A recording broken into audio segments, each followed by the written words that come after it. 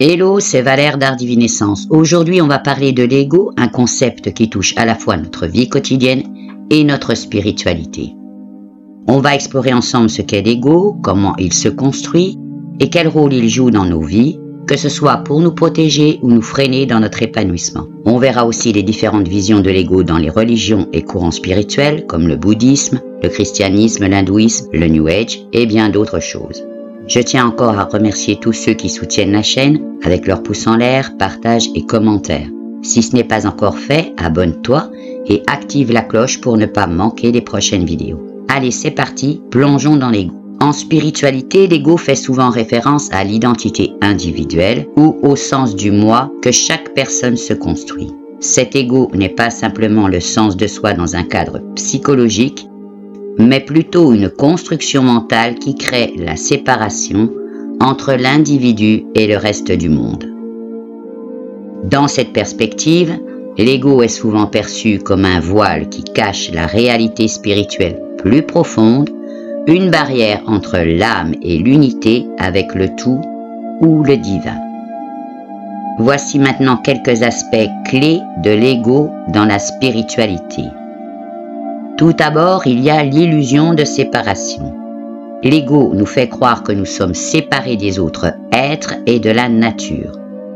Selon de nombreuses traditions spirituelles, cette séparation est une illusion. L'ego nourrit l'idée que nous sommes des entités distinctes, alors que la spiritualité prône souvent l'unité de tous les êtres. Il y a aussi attachement et souffrance. L'ego est aussi lié à l'attachement aux biens matériels, aux rôles sociaux, à l'image de soi et au désir. Dans la spiritualité, ces attachements sont souvent pris en compte comme des sources de souffrance, car ils créent des attentes et des peurs qui peuvent causer de la frustration ou de la douleur. Il y a aussi le voile sur la vraie nature. Selon de nombreuses traditions, l'ego cache la vraie nature de l'individu qui est divine, universelle ou illuminée. L'ego limite notre capacité à voir cette vérité intérieure. On va parler maintenant de la dissolution de l'ego. Un des objectifs principaux de nombreuses pratiques spirituelles est de transcender ou voire dissoudre l'ego. Cela ne signifie pas détruire son identité, mais plutôt se détacher de l'identification excessive à cette identité limitée. La méditation, la prière, le yoga ou d'autres formes de pratiques spirituelles sont souvent utilisées pour provoquer cette dissolution, permettant ainsi à l'individu de se reconnecter avec un état de conscience plus vaste, universel et pacifique. En résumé, dans la spiritualité, l'ego est souvent vu comme un faux sentiment de soi, un obstacle à la pleine réalisation de la vérité spirituelle et de la connexion avec l'univers. Travailler à transcender l'ego est souvent considéré comme essentiel pour atteindre l'illumination ou la libération spirituelle. On va voir maintenant comment l'ego se construit. Eh bien, en fait, il se construit au fil du temps à travers diverses influences extérieures et intérieures. Il s'agit d'un processus complexe qui commence dès l'enfance et continue tout au long de la vie. Voici les principaux facteurs qui contribuent à sa formation. L'identification avec le corps et l'esprit. Dès le plus jeune âge, nous commençons à nous identifier avec notre corps et notre esprit. Nous apprenons à reconnaître nos pensées, nos sensations et nos émotions comme étant nous. Cette identification crée un sens de soi basé sur le corps physique et l'activité mentale. Il y a aussi l'influence des parents et de l'éducation. Les interactions avec nos parents, enseignants et autres figures d'autorité jouent un rôle majeur dans la construction de l'ego. Ils nous transmettent des idées sur ce qui est acceptable ou non, sur nos capacités et nos limites, ainsi que sur la manière dont nous devrions nous comporter. Ces idées s'intègrent dans notre perception de nous-mêmes, renforçant l'ego. Il y a également les conditionnements sociaux et culturels. La société et la culture dans lesquelles nous grandissons imposent des normes, des valeurs et des attentes. Ces influences nous amènent à développer des rôles spécifiques comme celui d'un enfant, d'un adulte, d'un homme ou d'une femme, ou encore d'un membre d'une certaine classe ou d'un groupe ethnique. L'ego se renforce en adoptant ces rôles et en s'identifiant à eux. On va trouver aussi la comparaison et le jugement. En grandissant, nous commençons à nous comparer aux autres. Cette comparaison engendre des jugements, soit sur nous-mêmes, et là, ça peut créer des sentiments d'infériorité ou de supériorité, soit sur les autres. L'ego se développe en se fondant sur ces jugements, cherchant à protéger l'image de soi et à la valider à travers la réussite, l'approbation des autres ou les possessions matérielles. On va trouver aussi l'expérience de succès et d'échec. Les expériences vécues, qu'elles soient positives ou négatives, façonnent également l'ego. Les réussites renforcent l'estime de soi, tandis que les échecs peuvent entraîner des blessures émotionnelles. L'ego cherche à maintenir une image positive et à éviter la douleur, ce qui le rend plus fort en réaction aux expériences de vie. Il y a aussi les attachements et désirs. Au fur et à mesure que l'ego se développe, il s'attache à des objets, des personnes, des idées et des situations qui renforcent son identité. Ces attachements nourrissent des désirs et des peurs qui renforcent encore davantage l'ego. Par exemple, l'attachement à la réussite professionnelle, à la reconnaissance sociale ou au bien matériel peut créer une image de soi fondée sur ces éléments extérieurs. On va parler aussi de la réflexion sur soi.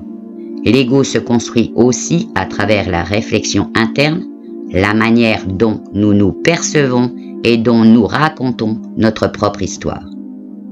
Cette narration intérieure renforce notre idée de qui nous sommes, souvent basée sur des schémas mentaux et émotions répétitifs. Il va y avoir aussi la protection et la défense. L'ego se construit souvent comme un mécanisme de défense face à des situations difficiles, à des traumatismes ou à des peurs. L'ego tente de se protéger en créant des barrières émotionnelles ou en adoptant des comportements de défense comme l'orgueil, le rejet et le contrôle. Il peut ainsi renforcer des croyances limitantes ou des mécanismes d'évitement. En résumé, on voit que l'ego se construit donc à partir de l'interaction entre nos pensées, nos expériences, notre environnement social et culturel et les mécanismes psychologiques de protection et d'identification. Il est une sorte de construction mentale qui nous donne une identité solide, mais souvent illusoire, en tant qu'individu séparé du reste du monde. Bien, on va aborder maintenant, est-ce qu'en soi, l'ego a une utilité? Doit-on, comme on le dit, le tuer ou peut-il nous servir dans certains cas et pourquoi? Il faut voir que l'ego n'est pas forcément mauvais. Il joue un rôle important dans la vie quotidienne, mais son utilité et sa gestion doivent être comprises de manière nuancée. On va voir une vue d'ensemble de son utilité et des approches possibles pour le gérer. Alors, on va parler de l'identité personnelle. L'ego aide à développer une identité personnelle qui permet à l'individu de fonctionner dans la société. Il aide à créer un sens du moi qui est nécessaire pour naviguer dans le monde, prendre des décisions et interagir avec les autres. On va trouver aussi la motivation et l'accomplissement. Un ego bien équilibré peut être une source de motivation et d'accomplissement. Il peut pousser une personne à atteindre des objectifs, à améliorer ses compétences et à perpétuer ses passions. La confiance en soi, souvent alimentée par un ego sain, est essentielle pour réussir dans divers aspects de la vie. Il y a aussi la protection psychologique. L'ego joue un rôle dans la protection psychologique en aidant à maintenir la cohérence de notre perception de nous-mêmes. Il peut également fournir un mécanisme de défense face aux menaces ou aux critiques, permettant ainsi de gérer le stress et l'anxiété. On va voir maintenant la gestion de l'ego. Dans la spiritualité et la psychologie, l'idée n'est pas essentiellement de tuer l'ego, mais plutôt de le comprendre et de le gérer de manière équilibrée. Un ego sain est important pour la stabilité émotionnelle et l'efficacité personnelle. Mais un ego surdimensionné ou mal orienté peut créer des conflits et des souffrances. Les traditions spirituelles évoquent souvent de transcender les aspects négatifs de l'ego comme l'orgueil, la jalousie et l'attachement excessif à l'image de soi. La transcendance de ces aspects ne signifie pas la suppression de l'ego, mais plutôt la réduction de son influence sur notre bien-être et nos relations. Les pratiques comme la méditation, la pleine conscience et la réflexion personnelle permettent de prendre conscience des mécanismes de l'ego. Elles permettent d'observer les pensées et les émotions sans s'y identifier, ce qui peut réduire l'influence néfaste de l'ego tout en conservant ses aspects fonctionnels. Travailler à développer l'empathie et la compassion peut aider à équilibrer l'ego, en particulier les sentiments de séparation et en renforçant les connexions avec les autres. Cela permet à l'ego de fonctionner de manière plus harmonieuse et constructive dans les interactions sociales. En conclusion, là, l'ego a une utilité et joue un rôle important dans la vie quotidienne. Il est donc essentiel pour la construction de l'identité personnelle, la motivation et la protection psychologique.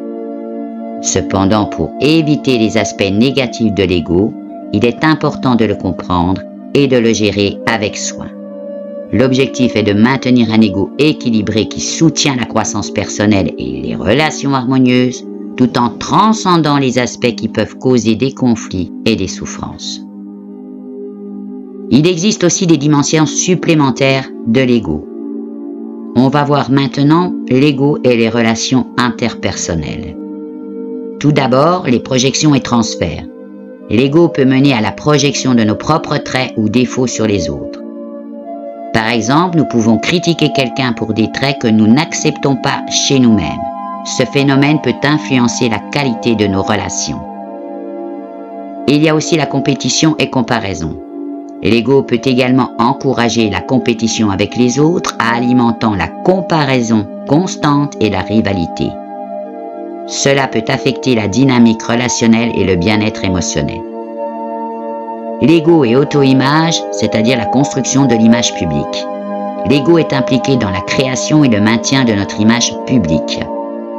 Cela inclut la manière dont nous voulons être perçus par les autres, souvent en fonction des attentes sociales ou personnelles. Cette image peut être soigneusement cultivée, parfois au détriment de la sincérité ou de l'authenticité. L'ego cherche souvent la validation et l'approbation des autres pour renforcer notre sentiment de valeur personnelle. Cela peut rendre notre bien-être émotionnel dépendant des opinions externes. L'ego peut introduire des biais cognitifs dans le processus décisionnel. Par exemple, le biais de confirmation peut amener une personne à rechercher des informations qui confirment ses croyances existantes en ignorant des données contradictoires. On va voir aussi des décisions basées sur l'ego. Celles-ci peuvent être influencées par des considérations liées à l'ego, telles que le désir de maintenir une certaine image ou d'éviter l'humiliation, ce qui peut parfois conduire à des choix non optimaux ou irrationnels. Il y a aussi, paradoxalement, que l'ego peut aussi se manifester dans des contextes spirituels, où il peut se déguiser en éveil spirituel ou en supériorité spirituelle. Cela peut conduire à des sentiments de supériorité morale ou de jugement vis-à-vis des autres. On va trouver aussi la quête d'authenticité. La quête d'une compréhension spirituelle plus profonde implique souvent de transcender les aspects superficiels de l'ego, mais il peut aussi masquer une quête d'authenticité qui est en réalité influencée par l'ego. On va voir maintenant l'ego et la gestion du stress et la réaction au stress. Donc en fait, l'ego peut influencer la manière dont nous réagissons à ce stress en amplifiant les peurs ou en renforçant des mécanismes de défense. Cela peut affecter notre capacité à gérer le stress de manière saine et constructive. Ça peut être aussi l'ego un blocage créatif. C'est-à-dire que l'ego peut parfois inhiber la créativité en imposant des contraintes ou des attentes sur les produits finaux, ce qui peut limiter l'expérimentation et l'innovation. Le désir de validation ou de perfection peut freiner l'expression créative. En conclusion, l'ego est un aspect multifacette de la psychologie humaine qui influence de nombreux domaines de la vie, allant des relations interpersonnelles à la spiritualité, en passant par la gestion du stress et le processus décisionnel. En reconnaissant et en comprenant ces aspects variés de l'ego, nous pouvons mieux naviguer dans nos vies et chercher à équilibrer ces influences pour favoriser un développement personnel et relationnel plus sain. Je voulais aborder les liens aussi que je pense, moi, exister avec nos 6 sens ou l'instinct de survie. C'est-à-dire qu'il serait un gardien pour nous empêcher de faire des bêtises ou des mauvais choix. Parallèlement, empêche-t-il vraiment d'être créateur de sa vie, de se lancer dans des entreprises nouvelles et ceci, on va le voir maintenant. Au niveau de l'ego et les 6 sens, ainsi que l'instinct de survie, en fait, finalement, ils sont liés, mais jouent des rôles différents. Et donc, voici comment ces aspects interagissent. La protection et sécurité tout d'abord. Donc, l'ego contribue à l'instinct de survie en nous poussant à éviter les dangers et à chercher des situations qui nous semblent sûres. Il nous aide à faire des choix qui préservent notre bien-être physique et psychologique. Cette fonction protectrice peut se manifester par la peur de l'échec, les préoccupations matérielles ou les préoccupations liées à l'image sociale. L'ego peut renforcer les comportements de prudence, souvent en réponse aux expériences passées ou aux croyances culturelles. Par exemple, il peut nous inciter à éviter des situations perçues comme risquées, même si elles pourraient offrir des opportunités de croissance. Les 6 sens, vue, ouïe, toucher, goût, odorat et sens interne de l'équilibre, nous fournissent des informations sur notre environnement. L'ego intervient dans l'interprétation de ces informations, influençant comment nous réagissons à ce que nous percevons. Par exemple, si l'ego est fortement axé sur la sécurité, il peut nous pousser à éviter des situations nouvelles simplement parce qu'elles sont perçues comme inconnues ou menaçantes. L'ego peut également filtrer et interpréter les sensations et les perceptions en fonction de nos croyances, de notre identité et de nos expériences passées. Cela peut donc influencer notre manière de réagir aux stimuli sensoriels. En tant que gardien, l'ego aide donc à protéger notre sécurité et notre confort en nous poussant à éviter des comportements qui pourraient nous nuire. Il joue un rôle important dans la prévention de comportements autodestructeurs ou imprudents en se basant sur des expériences antérieures ou des croyances de sécurité. Cette fonction peut être particulièrement utile dans des situations où la prudence est nécessaire pour éviter des dangers réels ou immédiats. Comme on l'a vu, un ego surdimensionné peut générer une peur de l'échec ou du jugement, ce qui peut empêcher de prendre des risques ou d'explorer de nouvelles opportunités. Cette peur peut restreindre la créativité et l'innovation. L'ego peut également s'accrocher à une image de soi stable et confortable, résistante au changement et à l'expérimentation. Cela peut limiter notre capacité à nous lancer dans des projets nouveaux ou à sortir de notre zone de confort. En conclusion, l'ego joue un rôle complexe en lien avec l'instinct de survie et les perceptions sensorielles. D'une part, il contribue à la protection et à la sécurité en influençant nos choix et nos comportements. D'autre part, un ego trop dominant peut également freiner la créativité et l'innovation en créant des obstacles basés sur la peur de l'échec ou le confort de l'identité actuelle. La clé est de trouver un équilibre où l'ego protège et soutient sans limiter les opportunités de croissance personnelle et de nouvelles expériences. Bien, dans cette vidéo, j'ai voulu aussi examiner quels étaient les points communs entre les différentes perspectives sur l'ego dans les religions monothéistes, le New Age, le taoïsme, l'hindouisme, même voire le chamanisme et d'autres traditions spirituelles. Et donc là, on va retrouver plusieurs éléments qui convergent. Il y a tout d'abord l'ego comme illusion, construction mentale. Donc dans la plupart des traditions, l'ego est vu comme une illusion ou une construction mentale qui empêche une compréhension plus profonde de soi ou une connexion avec une réalité plus vaste, que ce soit donc dans le New Age, le bouddhisme ou le taoïsme. L'ego est perçu comme une fausse identité qui masque le véritable soi ou la vérité universelle. Il y a aussi l'ego comme source de souffrance ou d'obstacles spirituels, perspectives communes. Là, l'ego est souvent associé à la souffrance ou à des obstacles spirituels. Dans les religions monothéistes, il est lié à des vices comme l'orgueil qui éloignent de la vertu et de la relation divine. De même, dans le bouddhisme, l'ego est lié à la souffrance en raison de son illusion et de son attachement. Cette vision est partagée par le taoïsme et l'hindouisme, où l'ego est perçu comme un frein à l'harmonie ou à l'illumination. Dans les pratiques pour transcender ou gérer l'ego, chaque tradition propose des pratiques pour le transcender ou le gérer. Les religions monothéistes recommandent des pratiques telles que l'humilité et la repentance. Le taoïsme conseille le non-agir. L'hindouisme utilise le yoga et la méditation pour transcender l'ego. Et le chamanisme utilise des rituels et des voyages spirituels. Ces pratiques en fait suggèrent toutes à diminuer l'influence de l'ego pour atteindre une compréhension plus profonde ou une connexion spirituelle. On va voir maintenant l'importance de l'humilité et de la modestie. L'humilité et la modestie sont valorisées dans presque toutes les traditions comme des moyens de contrer les effets négatifs de l'ego. Les religions monothéistes valorisent l'humilité devant Dieu. Le taoïsme et le bouddhisme promettent la modestie comme voie vers la sagesse et l'harmonie. Et l'hindouisme enseigne que la modestie aide à réaliser l'unité avec le Brahman, qui est, d'une façon succincte, donc l'énergie ou la force qui est partout et en tout. Donc en fait, nous sommes tous des parties du grand tout. On va voir maintenant donc le rôle de l'ego dans la gestion des instincts de survie. Et donc en fait là aussi les traditions reconnaissent que l'ego contribue à la sécurité psychologique et à la protection, mais enseignent également que dépasser l'ego est essentiel pour vivre en harmonie avec des principes spirituels plus élevés.